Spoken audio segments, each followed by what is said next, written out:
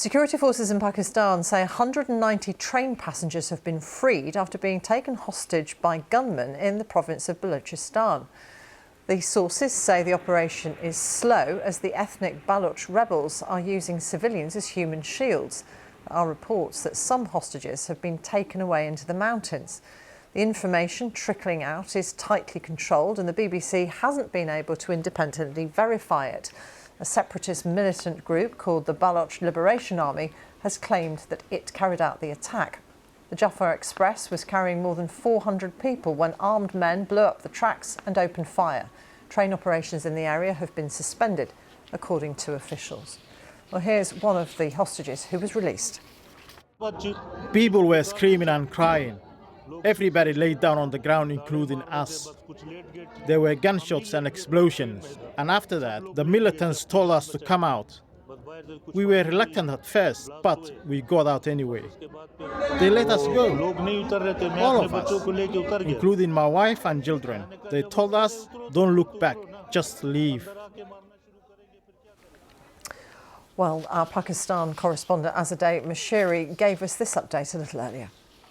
The incident has taken place in an extremely remote area. There's very limited mobile phone service, so that's why even families are having a lot of difficulty reaching those who are still being held on this train.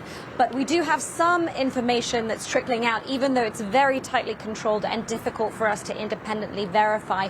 Security sources are saying that now 190 people have been freed. They're also saying that 30 militants have now been killed. What the BBC has seen in the area at the Quetta railway station is about 90 wooden coffins being loaded onto a train. And officials have said that about 130 more empty coffins are being prepared to transport to the scene of the incident for any possible casualties.